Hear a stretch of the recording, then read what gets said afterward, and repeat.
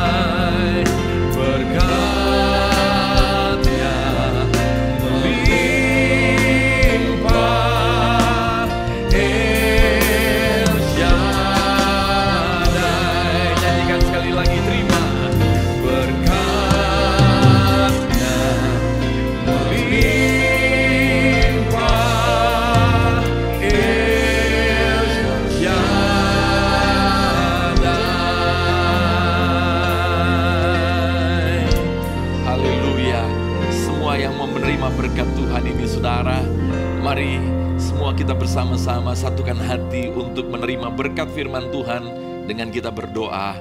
Bapa yang baik, terima kasih Engkau yang tidak pernah berubah. Engkau El Shaddai bagi kami Tuhan. Engkau menyediakan berkat yang berlimpah. Oleh firman-Mu Tuhan pada saat ini kami buka hati kami untuk hidup-Mu menghidupi kami.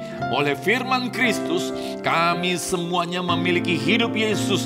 Hidup yang kuat, hidup yang sehat, hidup yang diberkati, hidup yang baik, hidup yang indah, hidup yang mulia. Hidup Yesus memenuhi hidup kami semuanya, bekerja dalam hidup kami, memancar dari hidup kami oleh firman Kristus. Semua kami yang mengikuti ibadah ini ya Tuhan Yesus, kami bukan hanya percaya dan menerima, tapi kami boleh mengalami aliran hadirat-Mu, kasih-Mu, dan Tuhan kuasa-Mu mengalir, menyembuhkan kami, memulihkan kami, membangkitkan kami, dan Engkau memberkati kami dalam segala kelimpahan untuk menjadi berkat nama Tuhan yang dipermuliakan.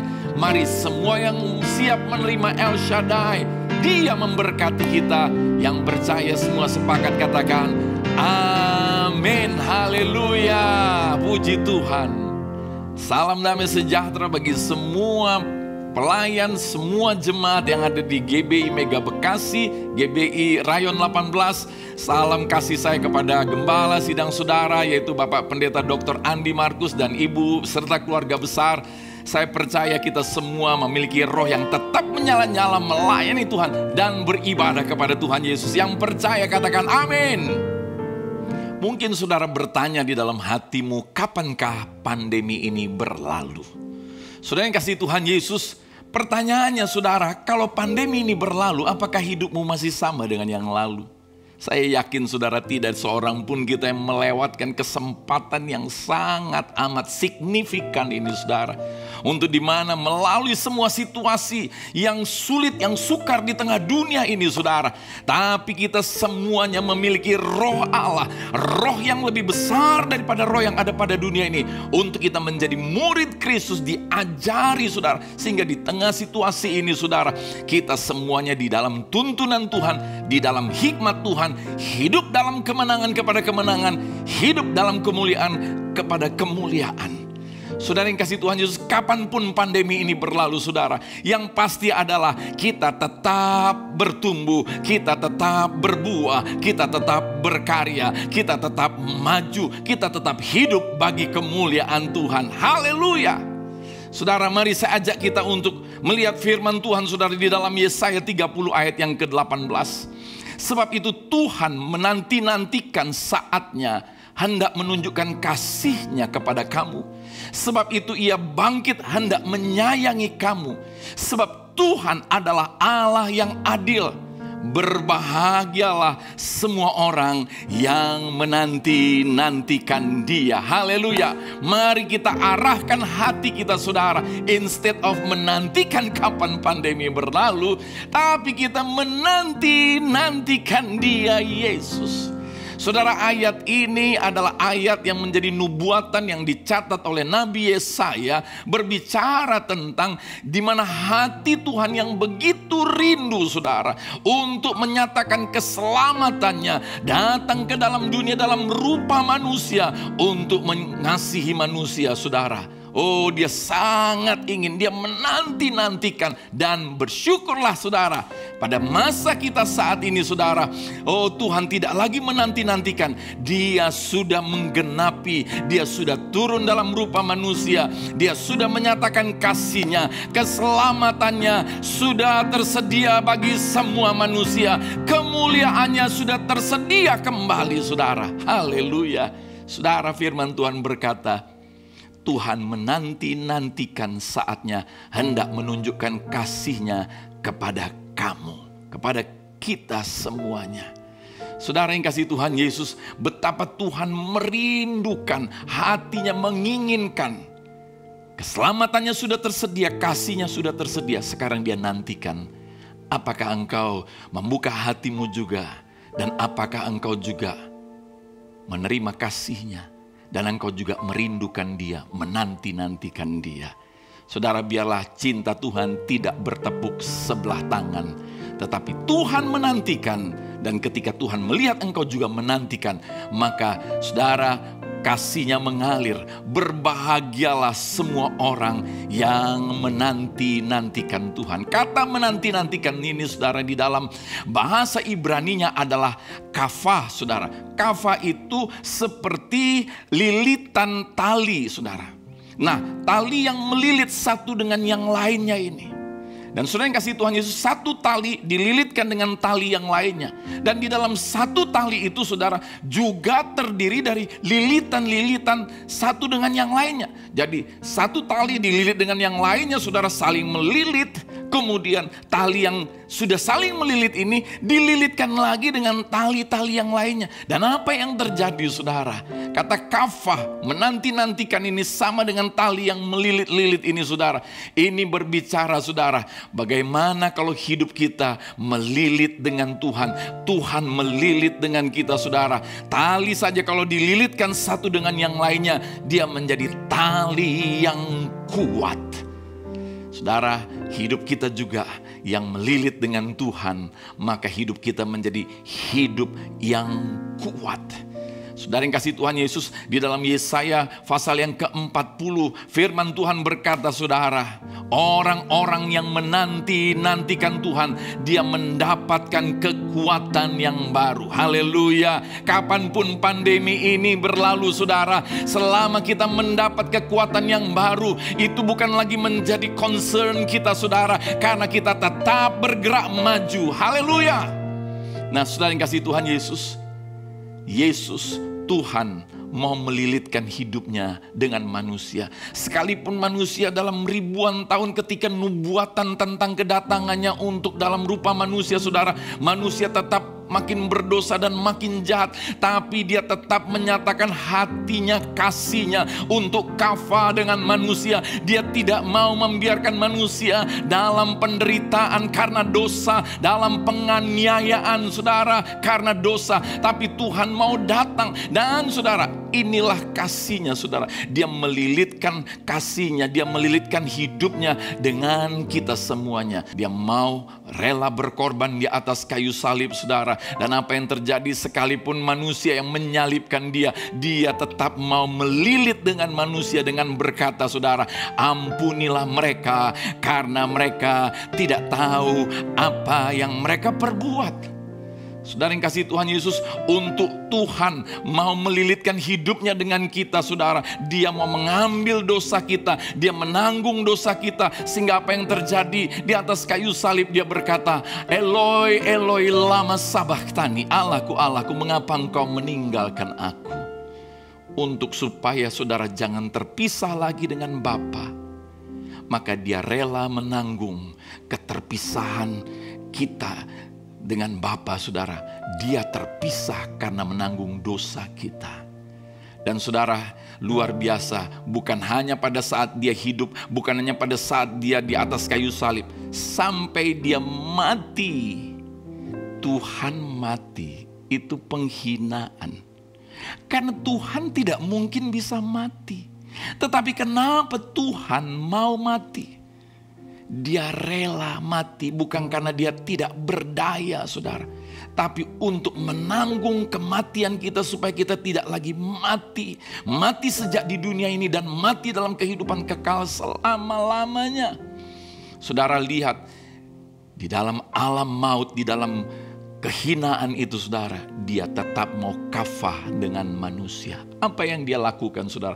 Alkitab mencatat dia masuk ke dalam lubang kubur itu, dia menginjili orang-orang yang hidup sebelum dia mati di atas kayu salib, supaya mereka juga mendengar dan menerima kabar baik, kabar keselamatan itu.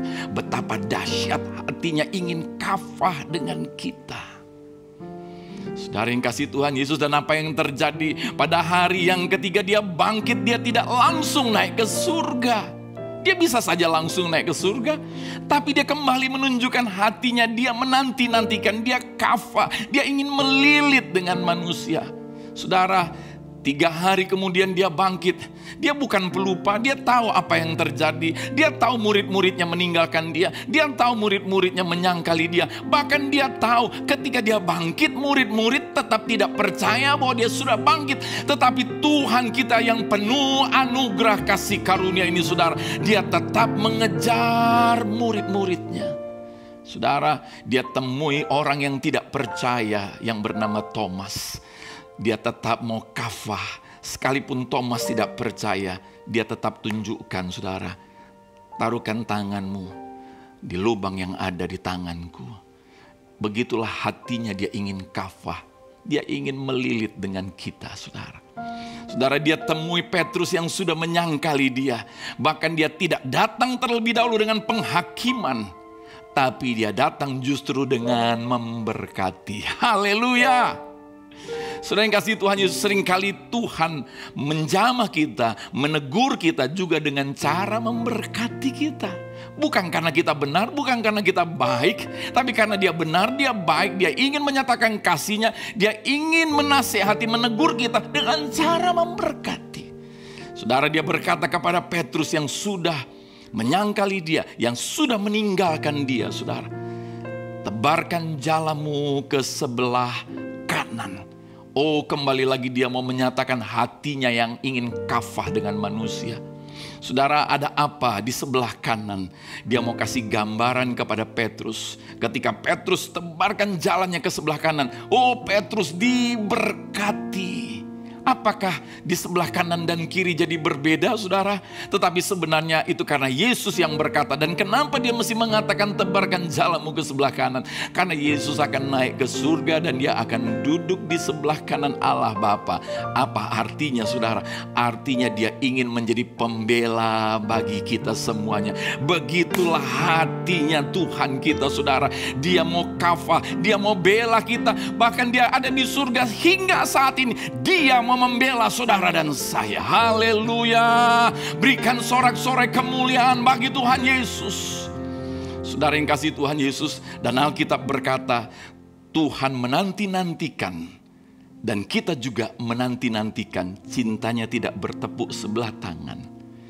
Tuhan menanti-nantikan, kita menanti-nantikan, maka terjadilah apa, saudara? Berbahagialah orang yang menanti-nantikan dia. Di tengah situasi seperti ini, saudara, kalau kita bahagia, imun kita akan naik, saudara. Maka imun yang asli ini akan jauh lebih dahsyat daripada apapun yang lain yang dibuat oleh manusia. Mari semua saudara yang percaya, berikan tepuk tangan memuliakan nama Tuhan Yesus. Haleluya. Berikan sorak-sorai bagi dia, saudara, dimanapun kau berada. Tuhan melihat engkau yang sungguh-sungguh mau kafah dengan dia. Sekalipun engkau di rumah, engkau bukan menjadi penonton, tapi engkau ikut beribadah bersama-sama, saudara. Haleluya.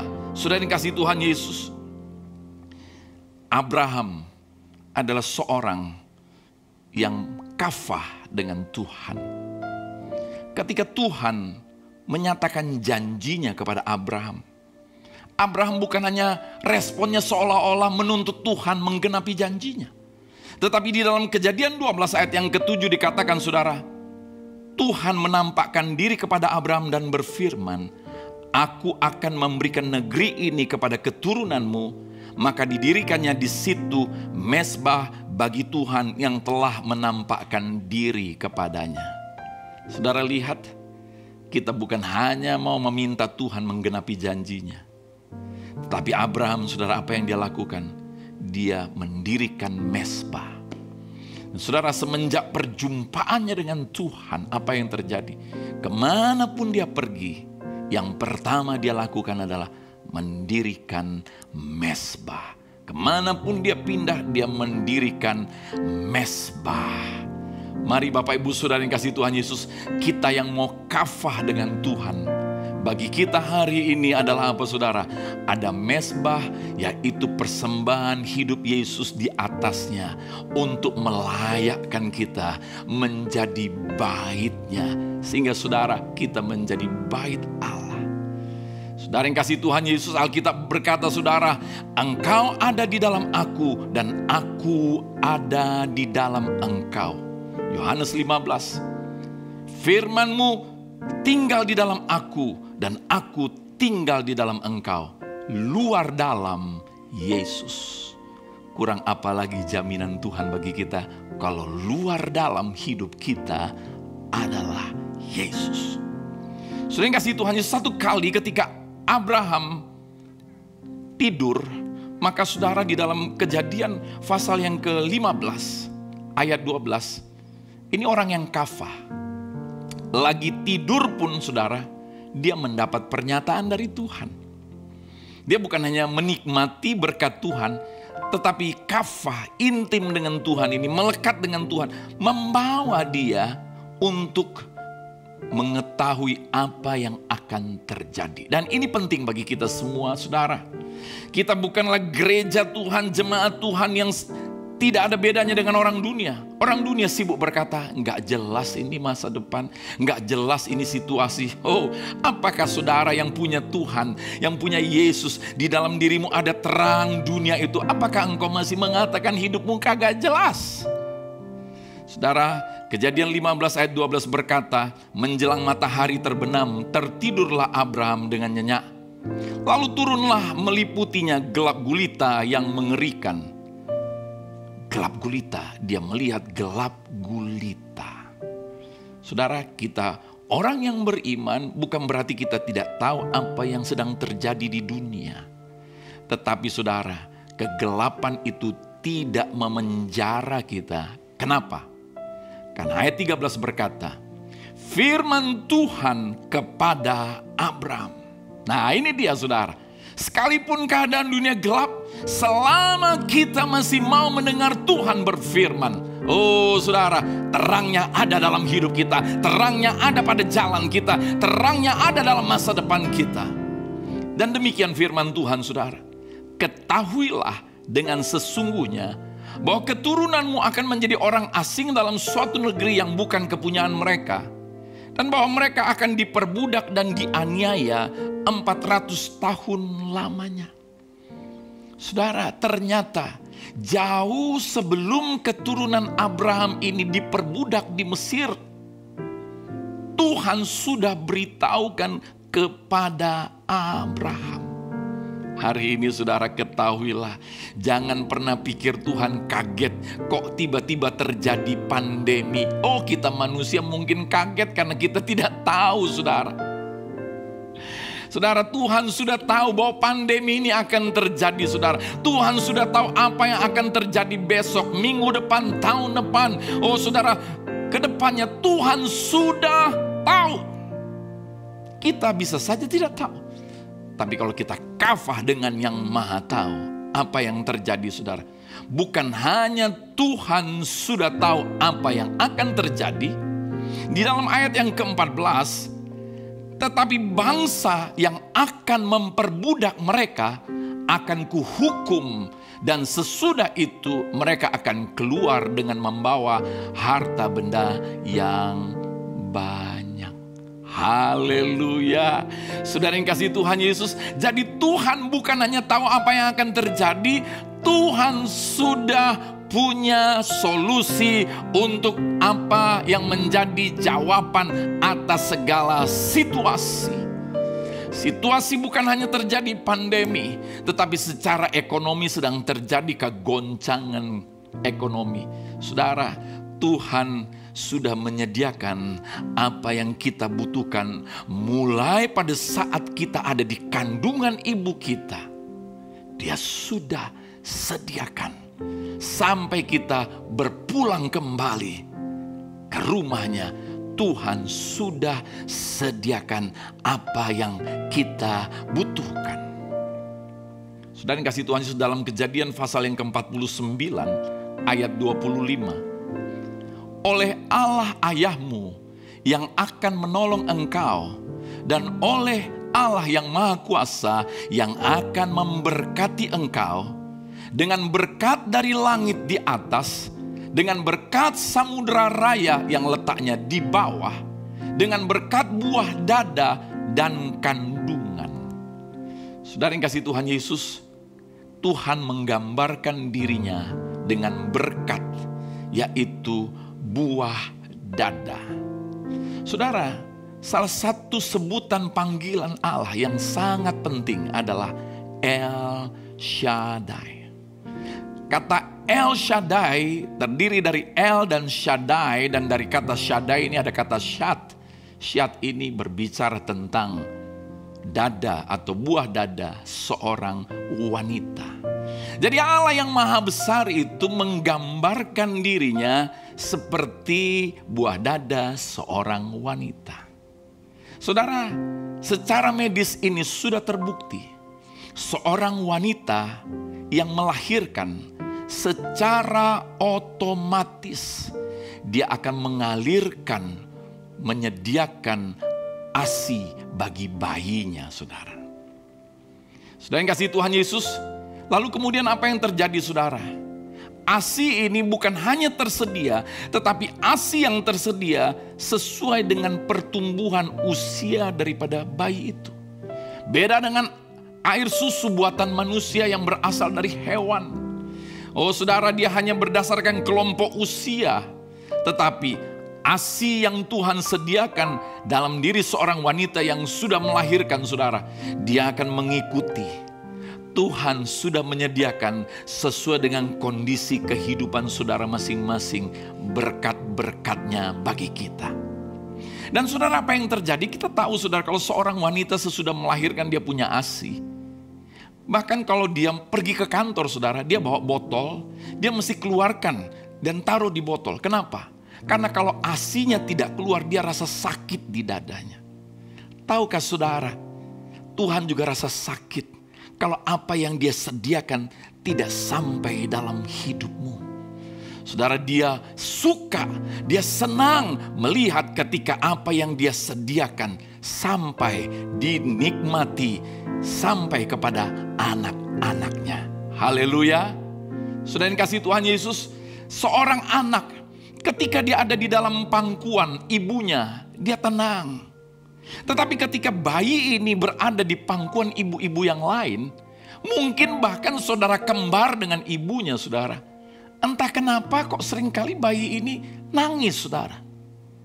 Ibu-ibu itu mungkin tangannya besar, empuk, tapi dia nangis. Tapi kemudian ketika dikembalikan lagi kepada tangan ibunya, maka apa yang terjadi, saudara? Maka bayi itu tenang kembali. Kenapa itu terjadi? Saudara, disinilah kafah itu. Selain kita juga diberkati oleh penyediaan Tuhan dalam hidup kita. Ketika kita kafah dengan dia, dia melilitkan hidupnya dengan kita. Maka itu Daud sampai berkata, saudara, kemanakah aku dapat pergi menjauhi rohmu Tuhan? Aku lari ke gunung, engkau ada di sana. Aku lari ke lembah, engkau ada di sana. Orang yang sungguh-sungguh, saudara, yang sudah mengenal Tuhan Yesus, nggak mungkin bisa lari dari Tuhan. Karena kasih-Nya melilit hidupmu, saudara. Dan apa yang terjadi, saudara? Kenapa bayi ini ketika di tangan wanita yang lain dia menangis, tapi ketika dia kembali ke tangan wanita yang adalah ibunya, dia tenang kembali. Karena selama 9 bulan dia ada di kandungan ibunya dan dia mendengarkan detak jantung yang sama setiap detik. Dan kita tahu manusia itu detak jantungnya beda-beda, saudara. Saudara, selama 9 bulan dia tenang. Dia dengar detak jantung ini. Maka waktu dia lahir, ketika dia kafah, dia nempel, melekat kembali dengan ibunya, saudara. Maka apa yang terjadi? Dia dengar detak jantung yang sama itu. Dia tenang. Ketika dia ada di tangan ibu-ibu yang lain, detak jantungnya beda. Dia nggak tenang. Saudara, tempat yang tenang bagi kita adalah kafah, melilit, melekat, intim dengan dia. Disitulah kita mengalami ketenangan. Yang mau mengalami ketenangan, katakan amin, saudara. Mari semua yang mau kafah dengan dia. Dia mau kafah dengan engkau dan engkau juga mau kafah dengan dia. Nyanyikan dari hatimu bersama-sama. Hanya dekat kasih-Mu Bapa, jiwaku tentram, Engkau menerimaku dengan sepenuhnya. Walau dunia melihat rupa, namun Kau memandangku sampai ke dalaman hatiku.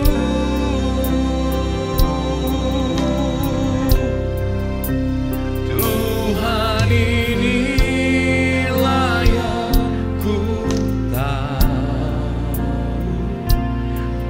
mengenal hatiku, jauh melebihi semua yang terdekat sekalipun. Tuhan, inilah yang ku menjaga hatiku supaya kehidupan memancar senantiasa. supaya kehidupan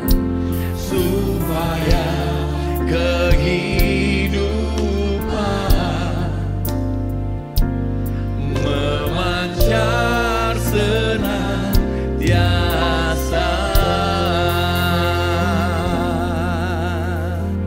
Saudara, saya akan akhiri firman Tuhan saat ini. Tuhan memberi janjinya kepada Abraham, dan Tuhan berkuasa menggenapi janjinya. Kenapa Tuhan harus memberkati Abraham? Kenapa Tuhan harus memberkati keturunannya? Dan Tuhan mau membela anak cucu, cicit-cicit Abraham ini, saudara. Kenapa Tuhan harus berperang bagi mereka? Kenapa Tuhan harus melindungi mereka, saudara? Saudara yang kasih Tuhan Yesus, Galatia 3 ayat 8 berkata, kitab suci yang sebelumnya mengetahui bahwa Allah membenarkan orang-orang bukan Yahudi oleh karena iman, telah terlebih dahulu memberitakan Injil kepada Abraham. Olehmu segala bangsa akan diberkati. Saudara, inilah sebab kenapa Tuhan memberkati Abraham, keturunannya, membela mereka, berperang bagi mereka, melindungi mereka, saudara. Kenapa? Karena Abraham sudah menerima kabar baik Injil. Dan inilah kabar baik bagi kita semua, saudara. Kita tahu kita bukan hanya kafah, kita melilit dengan Dia. Kita bukan hanya diberkati oleh Tuhan, kita bukan hanya tenang. Tetapi saudara, kenapa Tuhan harus menjaga, melindungi, memberkati keturunan Abraham ini, saudara? Karena melalui garis keturunan ini, Injil yang sudah diberitakan oleh para nabi itu, saudara, digenapi. Injil kabar baik tentang datangnya Tuhan dalam rupa manusia menjadi juru selamat digenapi. Saudara yang kasih Tuhan Yesus, kabar baiknya saudara, karena Tuhan mau melalui garis keturunan Abraham ini, olehmu segala bangsa akan diberkati. Garis keturunan ini mau dipakai Tuhan untuk menggenapkan amanat agungnya, saudara, supaya keselamatan sampai kepada bangsa-bangsa. Saudara yang kasih Tuhan Yesus, bagi kita saat ini, saudara, kita yang kafah dengan Dia, melilit dengan Dia, kita tenang ada di dalam Dia, kita diberkati ada di dalam Dia. Kita tahu untuk apa kita ada di dunia ini, supaya kita menjadi berkat. Dan inilah berkat yang terindah, yang terbesar. Untuk melalui hidup kita, saudara. Bukan hanya garis keturunan Abraham, tapi kita juga ada di dalam garis keturunan yang berikutnya, saudara. Barang siapa yang ada dalam Kristus, dia juga adalah keturunan Abraham. Haleluya. Kita pun, saudara, mau dipakai Tuhan untuk menyambungkan garis keturunan ini, untuk menyatakan juru selamat bagi dunia ini, untuk menyatakan kasih Kristus bagi dunia ini, saudara. Kita ada di dunia ini, saudara, untuk membawa amanat agungnya. Dan di dalam gerakan Pentakosta yang ketiga, saudara, kita tahu bukan kuat, bukan gagah. Dia kafah dengan kita oleh rohnya yang tinggal di dalam kita. Maka kita berkuasa dan menjadi saksi Kristus. Makin banyak jiwa yang melihat Yesus nyata dari hidup kita. Di tengah dunia yang gelap ini ada terang yang memancar dari hidup saudara. Karena ada Kristus, sehingga makin banyak orang yang boleh mendengar Injil. Mendengar kabar baik, menerima keselamatan itu, saudara. Kita ada di dunia ini untuk satu maksud yang maha mulia. Sama seperti untuk apa Yesus ada di dunia. Untuk apa korbannya? Supaya manusia diselamatkan. Maka kita juga melanjutkan garis ini, saudara. Saudara yang kasih Tuhan Yesus, kita hidup diberkati dan menjadi berkat. Selamat hidup di dalam rancangannya, melaksanakan amanat agungnya. Bukan karena program, bukan karena terpaksa. Tetapi inilah tandanya. Yohanes 7 ayat 38 berkata, barang siapa yang percaya kepadaku, seperti yang dikatakan kitab suci, dari dalam hatinya akan mengalir aliran-aliran air hidup. Saudara, Kita melaksanakan amanat agung ini karena ada aliran air hidup yang berbual-bual, memancar keluar, melimpah dari hidup kita. Karena kita kafah dengan Dia. Dan kita tahu saudara, kita gak perlu mengemis berkat. Karena kita bukan budak tapi anak. Dia bertanggung jawab memberkati saudara. Dia bertanggung jawab melindungi engkau. Dia bertanggung jawab membela engkau. Yang percaya katakan amin. Mari kita berdoa. Terima kasih Bapa yang baik. Roh Kudus terus berbicara kepada kami semuanya. Kami semuanya rindu kafah dengan Engkau. Karena Engkau sudah terlebih dahulu rindu kafah dengan kami. Kami ada di dalam jaminan berkat-Mu. Kami tenang ada di dalam hadirat-Mu. Dan kami semuanya ada di dunia ini untuk boleh hidup menjadi berkat, melaksanakan amanat agung. Karena Engkau sudah memberi kasih hidup yang berlimpah dalam kami, roh yang berlimpah. Dan kehidupan itu memancar bagaikan air yang memancar. Makin banyak orang yang diselamatkan melalui hidup kami semuanya. Di tengah kegelapan ini, dunia melihat pengharapan melalui kami gereja Tuhan, membawa terang bagi kehidupan manusia. Terima kasih Tuhan Yesus. Berkati semua jemaat-Mu ya Tuhan. Engkau melihat mereka beribadah dari awal sampai habis, sampai selesai. Semuanya bersungguh hati. Maka Engkau menggenapi janji-Mu Tuhan. Yaitu Engkau melimpahkan kekuatan kepada kami yang bersungguh hati. Kafah dengan Dia. Dalam nama Yesus, semua yang semangat dengan percaya katakan amin. Tuhan Yesus memberkati kita semua berlimpah-limpah.